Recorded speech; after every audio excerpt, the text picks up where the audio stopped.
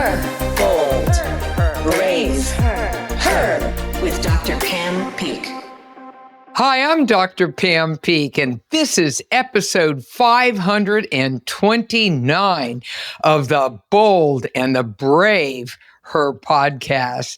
Now, today I'm joined by one of my besties, absolutely, is Dr. Becca Jordre, and she is extraordinary. I just saw her in Iowa, at the University of Iowa, where we conducted the National Senior Games and where she is the one and only great scientist following these little happy campers, these senior Olympians, and studying them and publishing and teaching us all about how they stay fit, how they maintain resilience, how they do their things. So Dr. Jordre is a professor of physical therapy. So listen up. She knows what she's talking about. In the School of Health Sciences at the University of South Dakota, where she's been recognized with awards for teaching excellence, research achievement, and outstanding service.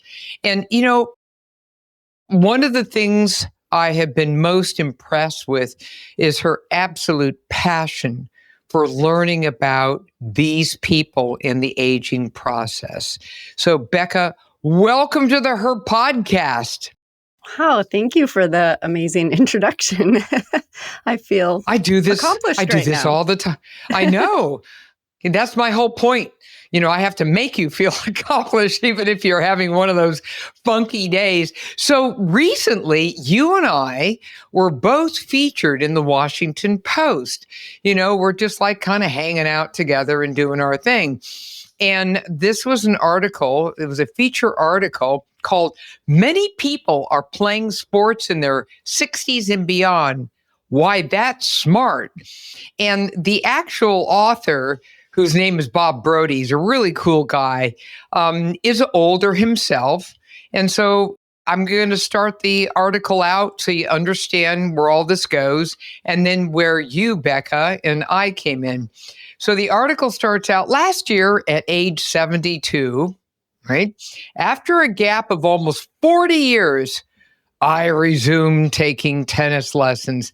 I figured that if I'm going to be the next Roger Federer, what better time to start than, I don't know, right now? Many older Americans are playing sports. The number of Americans aged 60 and over who play a sport was 43% in 2025. Whoa! Those folk are getting up and moving, Becca. The number of athletes who compete in the National Senior Games, that's us.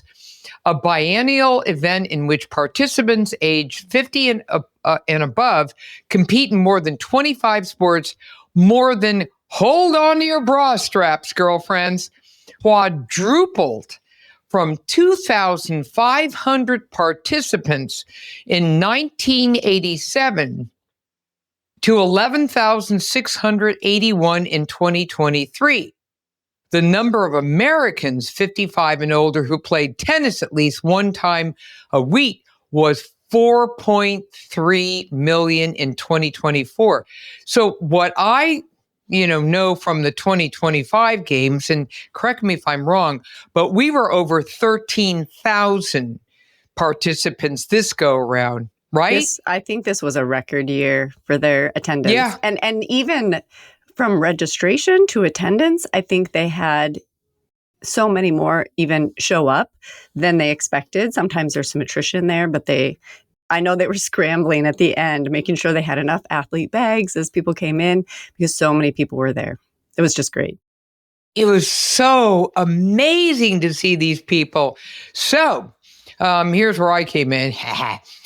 Older athletes might be even more numerous than the statistics show because so many people play sports without joining a league or competing, said Pamela Peak, physician, researcher, and member of the board of the American College of Sports Medicine. All right, you can extrapolate from the data available that more seniors in general are getting out there. Yay. Yay, yay, yay. And then it goes on and on. Like, why are they doing this? Maintain good health, make friends. Now, stop. Make friends. So the new book that came out by one of my colleagues at Scripps called Super Agers, which is kind of cool. You've probably seen it, obviously, says that the number one criterion for great longevity is relationships. It has nothing to do with, like how many calories you crunch today. No, it's connection. So make friends, join a community, feel a sense of achievement, compete against others, right? And basically, I think they left out the part, have fun. Just get out there and just, kind of rock and roll. And then, they've got so much great stuff here. Hold on now. Here it is. So the National Senior Games Association developed a tool that screens for physical fitness in older athletes, competitive and otherwise, and is called the Sustained Athlete Fitness Exam, or SAFE, S-A-F-E. And it consists of a health history questionnaire, physical fitness test. It's based on studies conducted over 11 years that measured cardiovascular disease, diabetes, low bone density, falls, and other factors in more than 3,000 older athletes with a median age of 67. This is where you come in, Becca, you little famous person, you. It's available for free to anyone who wants to take it, said Becca Jordre, who created the exam. Whoa, created, and is a professor of physical therapy at the University of South Dakota and a clinical specialist in geriatric physical therapy for aging adults. Just remember, it's much more dangerous to your health to sit around all day and do nothing than it is to go cycling or play volleyball. That was your quote. Yay. Okay, now, what in the heck is going on with these senior athletes, Becca? You're the one who's like the Swiss bank account with all of the data as you've been publishing and back and forth. Let's look at women. The hell with men. Let's look at women. This is the Her Show. Enough, come on, have we? Yes. No one looks at women in research enough. So yes, please. Yeah. So let's just be crazy about it. All right, shall we? All right. So how do women age differently than men from the fitness testing that you've done with these happy campers for many years now? You've been at how many? 4 games now? Oh my 5 goodness. games? This was don't let me get it wrong. This was my 8th games. Oh my gosh, that's every other year. Every other year. Okay. So yeah, my son was an infant when I started, and he's heading off to college. So this has been my life's work, really. Oh my gosh. Yeah. Okay. So let's go to women. All right. Let's start sharing some secrets about what happens with women. Okay. What are some of the aha moments you've had? Like, wow, I didn't know that was true, or whatever. The thing I think is most interesting, when we looked at the most recent paper that we published about the SAFE, about the tool, women scored better than men. I mean, if you just want to look at overall composite scores, the 20-point test, the SAFE, and women had a median score of 13, whereas men had a median score of 12. And that might seem minor, but men had a median score of 12 that persisted over each age group. Every 5 years, they stayed at 12. Women in the youngest age group at 50 to 55, they actually started at 14. So 2 points above the median of men. And then they dropped down to 13, but they stay at 13 for several increments of age before they kind of get back into the median of 12 again. And, when we saw that, what we were really hoping with the way we were scoring the SAFE is that we were adjusting for age and gender appropriately so that there wouldn't be real big differences. And we started looking at why that might be happening. And one of the things I came across as I was reading was that generally in the past, when I have studied women, it said, so the research sort of says, well, women underperform compared to men. They're not as physically fit. They don't do as well on these measures of physical performance. And then I found another source that said that might actually be because they were never actually studied. So, they were not actually included in the studies of physical performance. So when you start comparing, you say, well, are you comparing women, nose to nose to men, or are you actually studying them for the first time? And I think there's a couple things in the women that have been coming and getting tested. They volunteer to come and take this test at the Senior Games. And despite the fact that there's a pretty even mix between men and women at the games, more women come and get tested. I think they're more interested in learning about their health. Love the guys too, but the women are the ones that are really letting themselves come in and get tested, and which is sometimes hard because they're going to learn some things that they need to work on. I walked in there a number of times just to observe, and then I actually took one test just for grins, and that was the hand grip test. Excuse me, hello. You rocked it. And this hand, you did amazing. Yeah, totally rocked it. I couldn't believe it. So tell us about hand grip. Okay, what does hand grip mean, and why should people pay attention to it? I'm glad you asked because I think it gets confusing and people sometimes misinterpret what they're reading just in the headlines.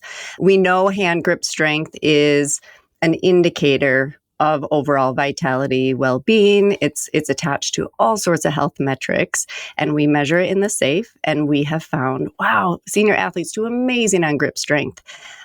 So I've had a lot of athletes come back and say, I'm working on my hands. I got a hand grippy thing and I'm working on my hands.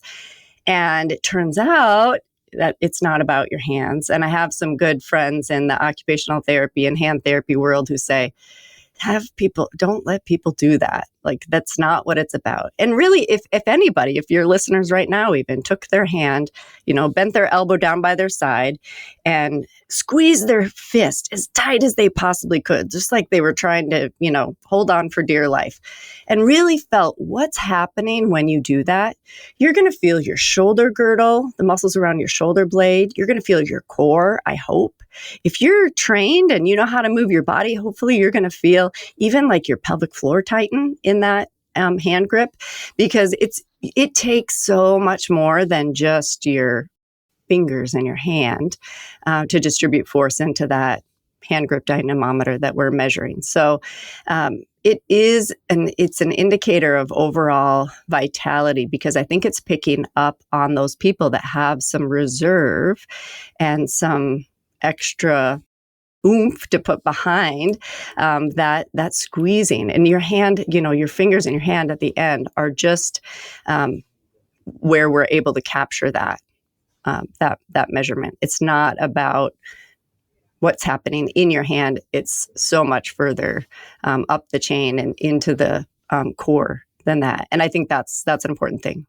Years ago, when I first heard about the hand grip, I went out and bought my own little, hand grip thingy. It cost like $25. I'll mention the company because, I have nothing to do with it. It's Camry, Camry. It's available on Amazon and, whatever. And I was just curious to know what mine was. I don't think anybody's ever measured me. And it comes with an entire sheet of paper that says what your gender and age are, and then what the numbers are related to that, if you're weak or average or strong. And, kind of gives you ranges and stuff. So I thought, that's kind of cool. So for that one, you stand up and you really bear down, to your point. And I already knew by then the science said that this was a manifestation of my total body strength or vitality, as you put it. And it has nothing to do with my hand. Relatively speaking, obviously my hand has to be functioning. And I've always been anywhere between 15 years to 20 years younger in terms of the number I get, because I'm quite strong in my entire body. And so I've always kind of watched this carefully over time. I will tell you, ladies and gentlemen, okay, as you age, it's a bitch. It starts getting a little harder to hold on to that strength. But, if you just sort of monitor it closely, hey, if you shave off 10 years even, that's awesome, from, your age and stuff. So I have a question for you. Your hand grip in the assessment was seated. Now, what's that about? Because I'm used to like standing up and getting my whole body involved in it. But I did the seated one, and it was obviously a research implement, not something you buy on Amazon. It was more fancy. So tell us about that. You still did well on it, even though we made you sit, right? So part of that is just standardization. And the method we use is standard for the method that would be if you went into a physical therapy department and they tested you according to McGee's, textbook. You'd have your elbow at 90 degrees and your shoulder down by your side, and you're not allowed to rest on anything or use other parts of your body to potentially like brace against or support yourself. And so we're really trying to standardize that position and standardize it with the method that's been used in the past for collection of norms. So when we compare, we do sort of the game that you've done and looked at, the fact that you are stronger than your biological age would normally be. We play that game all the time. It's one of my favorite games. And we're able to do that because we're testing or comparing in the same way that those norms were generated. So when we published a paper on the senior athlete norms for grip strength, we were able to say, okay, we used the same method, the same position, the same tool.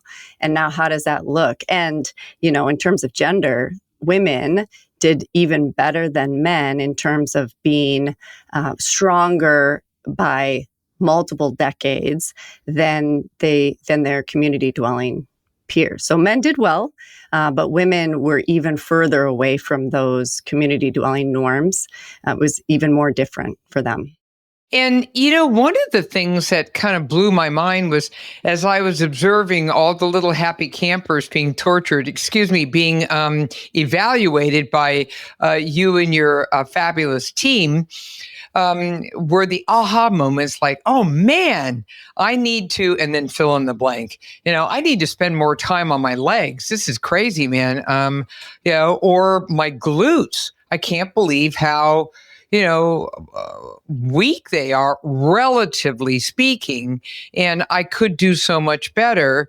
And what I also loved was you handed me basically exercises that you could do for any part of those, body parts that needed help, whether it was strength, balance, flexibility, however. And I thought that the handouts were outstanding.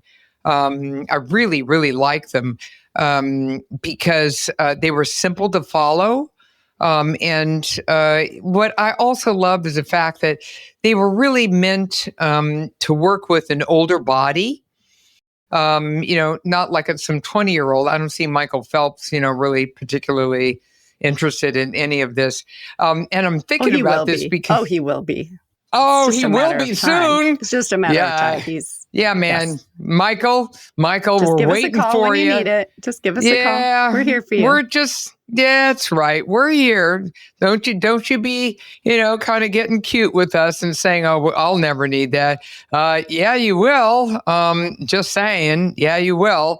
So, I love the fact that did you spend a lot of time putting this together? Were you the one who created all of those handouts and exercises? So the prep that goes into the games every 2 years is immense. It takes a lot of ramp up time. I mean, we basically start at the time one games ends and start planning for the next one and taking notes and saying how maybe this could get better. And so it has improved exponentially since we started back in 2011. I have to give huge props to my colleague, Wendy Viviers. She is a physical therapist who was trained in South Africa, and she is the genius behind the handouts. She is the one who really has elevated that part of the SAFE and has really made sure that we don't underestimate the capabilities of the athletes that are attending the games. And I think a lot of athletes really came and sought us out this year because they wanted to make sure they were getting some of that training and some of that information that we had for them. Because I think so often they're just dismissed as doing well enough, and not pushed to then say, our favorite thing to say is, you're doing great. I think you could do a little bit better, right? And I think this population receives that message really well because that's their goal. Their athletes are competitive. It's another sport to be at the safe and to score well there. And it gives them another goal. It's Absolutely. like, oh, you want my glutes stronger? Not a problem whatsoever. Yeah. All right. So when I saw you, you gave me a bunch of stickers that went along with the SAFE, the SAFE program. Yeah. And I'm sorry, I took a picture of every one of them because I love them so much. So everyone out there, this is so beautiful. So here's one that says, I left quit in my other bag. Oh my God. These people do not quit. I just left quit in my other bag. And then I could bench press your grandkids. Ooh, there's a little hair that grew on your chest. Okay. This is one that just I love. They said, slow down. I laughed. When they, but you're older, slow down. No. Get a laugh in your face. And I love this one. Oh, this is so. The only part broken, my brakes. The only part broken, my brakes. Oh, yeah. And then I kick age in the glutes. I just think that's wonderful. And then this really, given my running history, over what hill? I ran it twice. So when you say that an older person is over the hill, over what hill? I ran it twice. I just can't even tell you how much I love that. It is so fabulous. So, I just walked away so inspired. I was also just exhausted watching you do your thing. You were running around. People were coming and going. And of course, I made things worse because I was encouraging people to get in there and to get their evaluation. So they were starting to line up and I could see that look on your face like, oh my God, how are we going to do this? And I just loved watching so many people engaged with their bodies. Again, looking specifically at women. Yeah. One of the things I found, Becca, and maybe you did too, and I'm kind of curious your thoughts. When I was asking women about their health and their well-being and how often, they got exams and are they staying on top of everything from menopausal symptoms to postmenopausal, and that includes things like their bone health, for instance, it was kind of variable. I think I walked in there with some stereotypic thought that, oh, these people are so on top of their health and so on top of every single molecule in their body. And it may not necessarily be true. I think there's a little fudgy-wudgy going on. I don't know. What have you observed?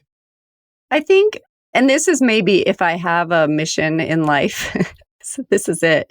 I think there's a lot of misinformation out there about what it is, what it takes to be healthy. And we're all a result of what we were taught at the time we were paying attention to that. So, the things I learned in gym class when I was a kid were related, well, you should stretch before you work out. Well, that's actually not true, right? And cardio is the best way to stay fit. Maybe I could have been taught a little bit more about strength training when I was young, right? I've had to figure that out as I've gone through my own research. So I think there's a lot of women who are just doing the best they can with the information that they have, and a whole slew of people that didn't even have, they're pre-Title IX. They were told they couldn't go and participate in sports. They had to sit on the sideline depending on what their sport was, what year it was, what was considered appropriate, and they just weren't given those same opportunities to learn and change. And I think now we have access to so much more information, but we still have a lot of misinformation that rolls around and causes some issue with people. And I'll have women, I say, we really need to work on your strength, and we need. If you want to stay in the games and still be competitive, I'd like you to work more on your strength training. And they'll say, oh, I don't want to bulk up. I don't want to bulk up. And I'll say, I've been working on this hard for a decade. Am I bulked up? No. We don't have the right hormones. We're fighting a decline. We're not going to bulk up. It's just that we're not suddenly going to poof up and all be, I wish, right? I need that. But I think that's the biggest thing, is that there's been variable information out there, and then what people have been exposed to is different. And some people are getting really great information now, but some are still being told to be careful, slow down, be more cautious.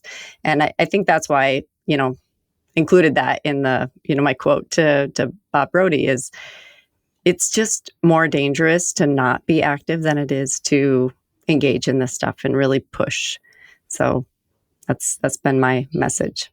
I hear you loud and clear. So many women, as they're aging, get this message, you're you're fragile, right? And so, there's your bones, as you're coursing through the menopausal, postmenopausal years, what's happening to your bone mineral density? Obviously, it's decreasing somewhat. You could mitigate a lot of that by, lifting weights and doing your thing and back and forth. But what's really interesting is that they keep getting this message that they shouldn't, overextend themselves in a big way. And to your point, clearly you want to be strategic and careful. And obviously, if you need some guidance from a trainer, physical therapist, et cetera, that's the way to go. But your body loves to be physically challenged. You just need to do it in a strategically careful way. That's all. I mean, because every woman is different. Every woman is very special and unique in her own way. All right. Now, when we come back, I'm going to ask you about the survival pack. The Her Podcast is sponsored by Solaray Vitamins, Minerals, and Herbs, all rooted in nature. In addition to women's multivitamins, Solaray, Solaray, is presenting the new Her Life Stages products, providing support for the menstrual years, including PMS, perimenopause, menopause, and postmenopause, and even libido. This integrative, holistic approach has a woman's back throughout her entire life journey. To learn more about Her Life Stages, you've got options. You can run on over to your local health food store or check it out at Whole Foods, Sprouts, Amazon, or scroll over to solaray.com and use promo code HER20 for 20% off your purchase. Women, Solaray's got your back. And we're back. Okay, so one of the things everyone knows about me is I'm a body composition person. I've written on it. I've done a textbook chapter, on and on. I love body composition. Okay. So as a woman ages, her body composition is getting a little funkadelic. Okay. So you want to preserve muscle. That's important. You want to decrease as best you can excess body fat that is more dangerous to you. And that's the stuff deep inside your belly, the visceral fat that becomes, if it's excessive, clearly you need visceral fat, but you don't want it to be excessive. And so I've always been fascinated with the fat part The muscle part's fairly straightforward. You and I kind of understand.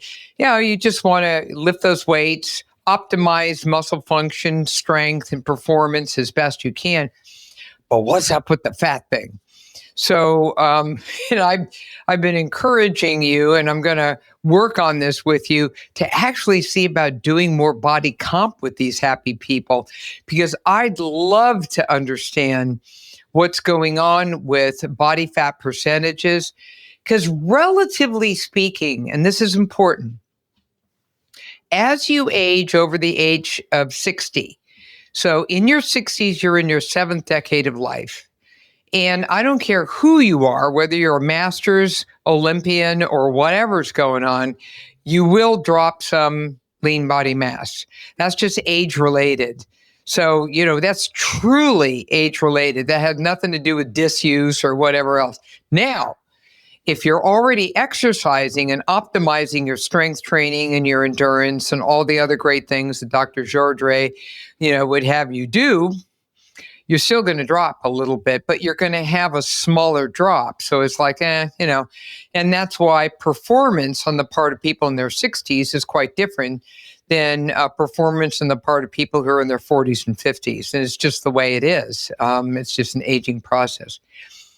I've been fascinated with the body fat piece in an interesting way, because, are these senior participants supposed to have like ripped bodies? It's just like, what's the expectation? Are they supposed to have like, muscles that are just popping out and a super low, body fat percentage? Clearly, it depends upon the sport. And I'm probably looking at track and field. So for track, they tend to be more lean. They have to be, otherwise you can't get where you're going. Yeah. For field, it could be quite different because there you have a lot of strength going on. And so then the bodies are a little bit different. And swimming is exquisitely variable, I've found. So what have you, found? Is it that when people come in, are they kind of down on themselves like, damn it, I really wanted to have a more ripped body, and I thought all this training would, lead me to, and then I've got this little poochie here, and it hasn't stopped me from, doing a world record in the fill in the blank. But what's with the poochie? I think a lot of people come in with a negative body image, and these people, again, they're competitive. So they want to be the best, and they want to look the way that they think they're supposed to look. And they get to the parts of the screen where we measure their waist circumference. We measure their, calculate their waist to hip ratio, and we take their height and weight, their actual height and weight, and calculate their BMI. And I think calculating BMI was something that I was maybe a little bit reluctant to keep in the safe. I didn't want to keep it in there because I don't want to focus on weight. I don't want people to be told they're overweight. That's not the point. We kept it in because we're learning so much from this group. Ironically, body mass index is an estimate that works best for, a typical or even younger adult who's sedentary. It doesn't work great for older adults, and it does not work great for athletes because we have muscle mass, and muscle mass doesn't carry over nicely into that estimate. What I found, I think, is that the most successful, the most fit athletes do not look the way that you think they might need to look in order to be successful, because you have to have some mass. One of the keys, I think, to aging successfully is to have some reserve. If you don't have any reserve, you've got to have reserve in muscle. That's your best reserve. The more muscle you can have in reserve. So, if somebody's a little bit worried about their hips being too big, I'll say, hey, you've got glutes there. Like, let's just work your glutes. We can capitalize on that. Right. And if their waist is bigger than they want it to be, we just talk about growing the other muscles that they can benefit from. And then some of that visceral fat will be consumed by the fact that those muscles are going to be so metabolically active that we that we can't maintain the same visceral fat in order to keep these muscles, big and strong. And I think that part's key. So as soon as we start measuring at that station for cardiovascular health, I have athletes say, I'm trying to lose weight. I'm trying to cut weight. And I say, don't you dare. That is not what we're doing. We are not dropping pounds. We can move things around if you want. You can move, some of this down to your legs if you want, and some of this up into some nice big arm muscles. That's what we would love to see happen. But that losing weight, I think it's really dangerous, especially for older athletes who just need that. They need that mass. They need that reserve to be able to be healthy. And if something goes wrong and you've got nothing, you've got no muscle mass to lean back on, then you're going to end up in a lot stickier situation, I think, than if you've got something to burn through. But you also told me that it's important to have some extra fat mass too, right? Not necessarily fat, just mass, right? Those that have mass.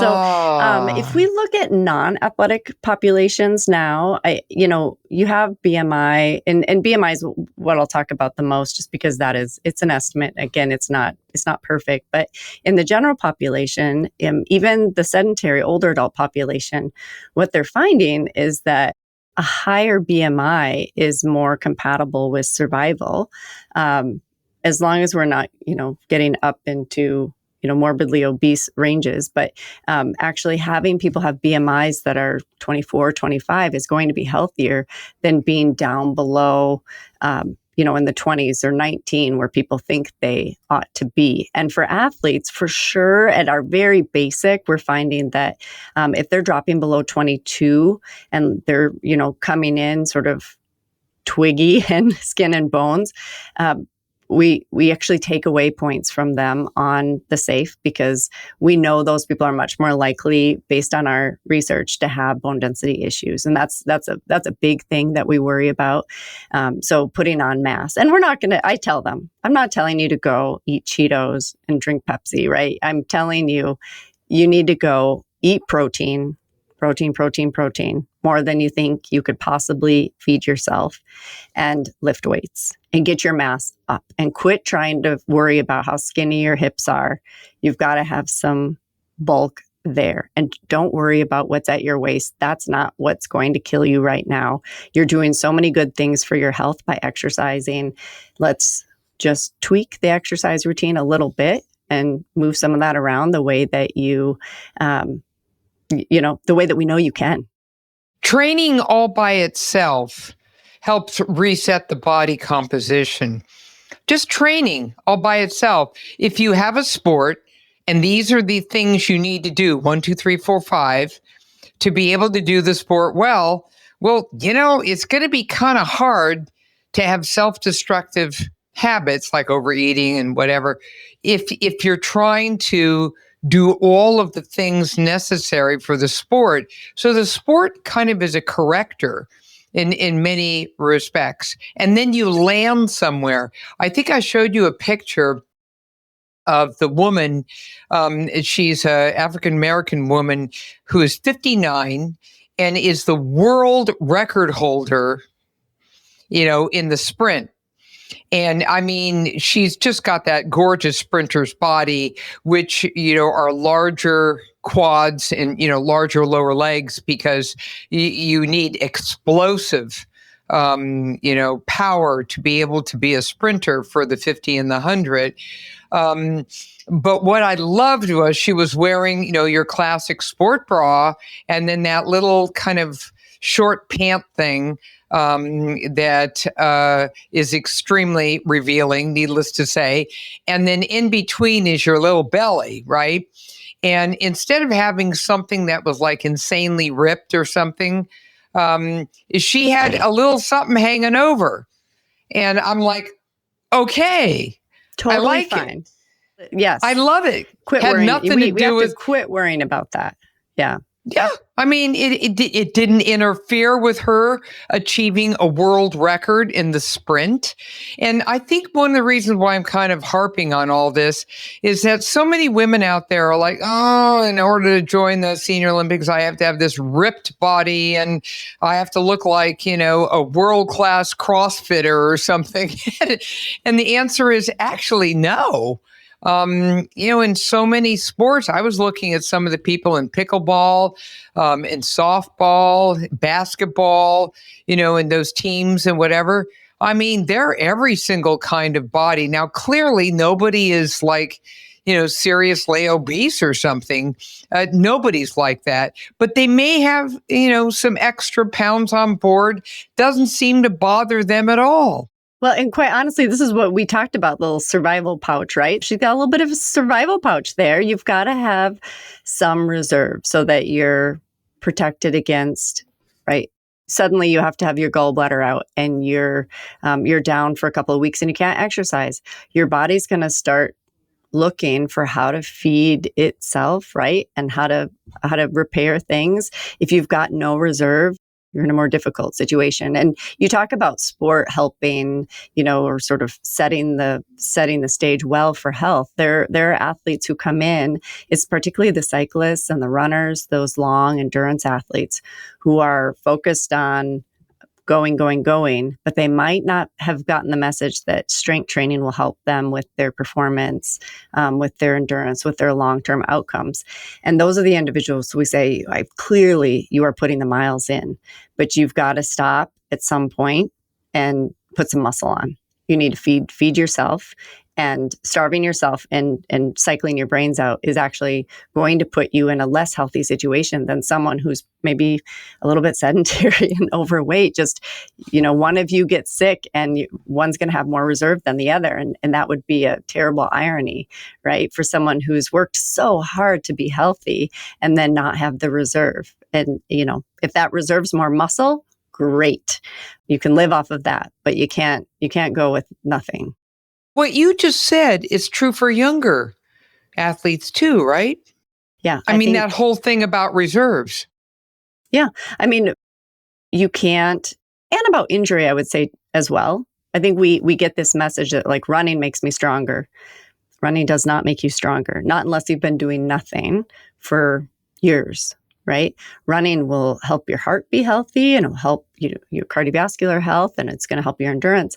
But you need to work on the strength that goes into running. You have to get your glutes going. You've got to get strong in order to be able to progress with your running, to be competitive with your running, to be able to keep that speed up when Mother Nature is stripping away your muscle mass. And that happens, particularly around age 70 to 80, we're really losing muscle mass. So it's even harder for us. I go to the gym and I look around, I think I'm working harder than you guys. I'm older. I live in a college town. So, I'm working out with 20-year-olds, and yeah, they need to do their strength training as well. And hopefully they're layering on that muscle for when they're older and things get harder. Amen, sister. Yeah. I'm just, my middle name is, strength training, because it is a lifesaver. And the other benefits are you look better, you look healthier. You've got the kind of curves that someone has who has muscles. And I just love that. And I think one of the biggest lessons we've learned today, folks out there on the Her Podcast land, is that, cut yourself some slack, folks. And that is concentrate on staying consistent with your physical activity. If you want to get involved in a sport, rock on with your seriously bad self and do it. No question about it. Have some fun. And don't be, getting crazy about, oh my God, I want my hips to be smaller. Shut up. No, stop it right now. Eat clean, Yes. right? Eat clean, ultra processed foods. Hello. No. Yep. So eat clean, right? And concentrate on performance and health. And then guess what happens? It's like a BTW. By the way, your body shape changed to a much healthier body shape. And if you have an extra little poochie there, so what? It doesn't interfere with your strength, your performance, and all the rest of it. You're not a 19-year-old gymnast. This isn't the way it works. You're aging and you want to age well and have a little, as Dr. Jordre said so beautifully, reserves. So you want muscle reserves. You also want a little fat reserve. So being super, super skinny and eating, a flake of, lettuce for lunch is not the way to do it. It was so interesting, Becca. I just had this, flashback to a group of what I love to call my peak performers. These are, completely unstable people mentally who follow me everywhere. When I'm climbing mountains and going down the Grand Canyon and everything, they just come with me and they go, "Can we come?" So I was in Colorado and I was in Aspen and I was going up Green Mountain. And there was a woman, and I could tell you exactly who she is because she's in my book, Body for Life for Women. And it was actually a beautiful piece in it. And it was her quote. Now, Betty is her name, Betty Lawson. She was a breast cancer survivor. And she was a woman in middle age. And I think by that time she was probably 60. And she'd been doing really well with it. And she had a very tough cancer. But she was doing fine. And she made it all the way to the top of the mountain. Yet I was waiting for her up there because I was greeting everyone as they came up. And she stood there and looked at this extraordinary panorama of the other, what we call 14s. And the 14s are the 14,000 foot mountains in height. And it's just like unspeakably beautiful there. And as she got up there, she got kind of quiet. And then she started cracking up, laughing a little hysterically. I thought, oh no, she's lost it. And then she looked at me, she says, "Something just occurred to me for the first time in my life. So here I am. I've just done this extraordinary athletic achievement of getting to the top. I'm celebrating. And the last thing on my mind is, gosh, I wish my hips were smaller." It was beautiful. That's it. I just stood there. I was speechless because she's right. She's absolutely right. Who the hell cares? And by the way, she looked perfectly average. She was great. She wasn't like, having other issues. It's just that she's always been tormented, as so many women out there, like, oh, my hips, my thighs, my butt, just name the anatomical part and we're on it. Instead, she was just so proud of herself for the athletic achievement that she had accomplished. And she told me, and I followed her for years, from that moment on out, she never thought that way about her body again. That's so healthy. In a more, isn't it wonderful? And that's why I want everyone out there to just get out into nature, get out and do something that challenges yourself. And you'll be so wound up with that. The last thing on your mind is, I wish my butt was smaller. And you'll have all those other benefits that you get with exercise, right? You get that social connection. You get that time with people. You feel good. You're having fun. It really is an upward spiral. Yeah, I just love it. Yeah, I could just sit here and talk to you forever, and I think we're also doing that right now. But, oh my gosh, Becca, there's just so much great stuff. We're going to have you back again and again because you keep publishing such extraordinary data that really, really helps us wrap our head around possibility and reality. As we age, which is so important. All I can say is, on behalf of everyone in the Her podcast land, please keep up the extraordinary work you're doing because we absolutely love it. And thank you. We're so grateful for all the work you do to help us extend and expand our knowledge about women and aging especially. So thank you, Becca. Thank you for appreciating that and for having me on today. This is great. All right. So if you want to look at a lot more of her research, Dr. Becca Jordre, Jordre, University of South Dakota, just run on over there and you're going to be able to see her published data, especially as it relates to SAFE, and that's her special evaluation of the seniors.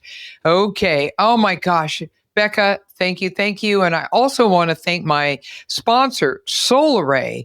Oh, their vitamins, minerals. Oh, my goodness. And herbs rooted in nature. And I'm telling you, if you're an athlete, you better be up on all your vitamins. Of course, you're going to get it from clean eating, but we're never perfect, are we? So how about that multivite and all the rest of it? And then the new Her Life Stages products. Scope it all out at Solaray, SOLARAY.com. Now take a moment, leave us a review because we just love to hear from you. We live for them, all those little reviews.